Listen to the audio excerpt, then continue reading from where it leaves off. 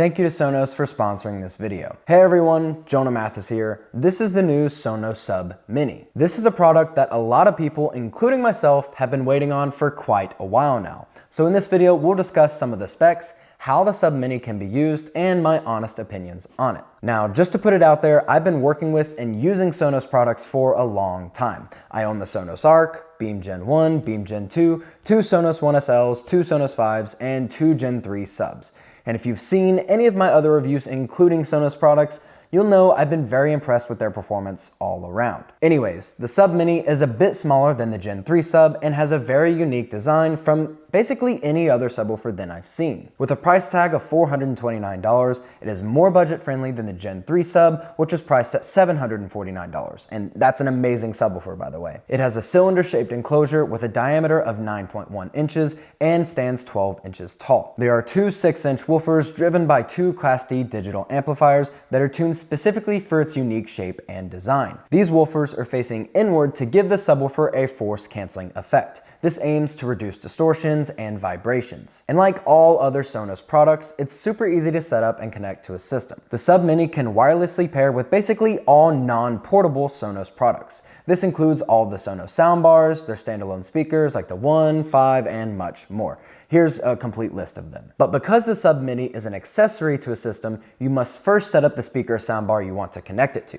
Then you can set up the Sub Mini and pair it with that system. Now, I opted to pair it with my Gen 2 Sonos Beam and the Sonos Ray separately to get a feel for how it would sound with each. When you plug the Sub Mini into power, you should see an option to add the Sub Mini to your system inside of the Sonos app. Follow the extremely simple steps and it will be ready in just a few minutes. Once it's fully set up, it's always a great idea to run TruePlay tuning. I think it'll actually recommend this to you. This will help calibrate the system's sound profile to best fit your room and environment. In the past, TruePlay has always made a drastic improvement to how any Sonos system has sounded to me. I've seen and tested a ton of different soundbar systems with subs, and the Sub Mini is definitely on the smaller end of this spectrum. But that doesn't mean that it can't compete with the larger subwoofers. The Sub Mini actually packs quite a punch despite its compact size. I went straight into testing music with the Beam Gen 2 and Sub Mini, then watched a couple of movies and TV shows and even played some games on my PS5 while using it. Now, I've already tested and reviewed the Gen 2 Sonos Beam and still use it regularly, so I'm extremely familiar with how it sounds. It has a great mid-range and handles higher frequencies with ease for smaller to medium-sized rooms,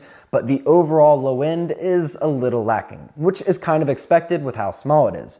I've said all of this already in my actual review of that product. Adding a Gen 3 Sonos sub to it feels a little odd because the subwoofer would cost more than the soundbar itself, and it's just a relatively large subwoofer for a compact soundbar. But the Sub Mini is a perfect companion to the Sonos Beam, and I mean it. This allows the Beam to mainly focus on what it's really good at, the mid-range and higher frequencies, while the Sub Mini can basically take over all of the low end. And I have to say, it does a very good job with this. The bass coming from the Sub Mini is clean, can easily fill up a medium-sized space, it doesn't rattle or shake like crazy, and overall enhances the viewing experience quite a bit. When I'm watching a movie or TV show or even playing video games, I want a lot of bass, probably more than the average person. It makes whatever I'm watching or playing feel more immersive to me. The Sub Mini definitely satisfies that need for me anyways. I messed around with the level of the sub in the Sonos app, and I typically kept it anywhere between +6 and +10. I wouldn't usually bump the levels of a subwoofer up this much,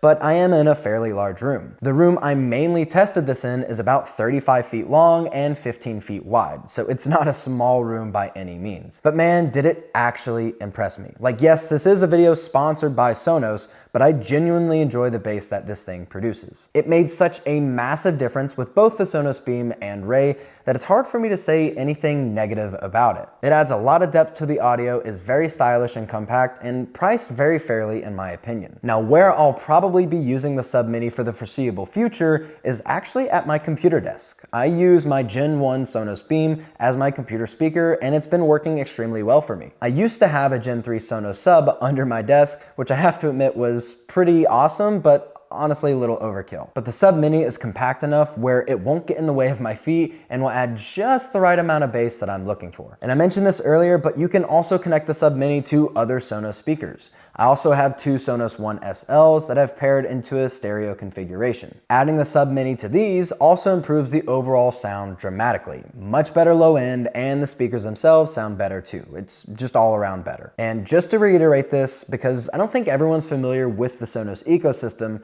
one of my favorite things about Sonos is how easy it is to expand a system in the future. So let's say you have a Sonos Beam Gen 2. It's extremely simple and easy to add in a Sub Mini and even add in two Sonos One SL speakers used as surrounds. Same goes with the Sonos Arc and Ray. Most other soundbar systems don't operate or work like this. That's one of the many special things about Sonos. But I'd love to hear from you guys. Do you think the Sub Mini is a good addition to the Sonos ecosystem? Would you want to get one for yourself? Let me know in the comments down below. Again, big shout out to Sonos for sponsoring this video. Thank you all for watching, and I'll see you in the next one. Bye.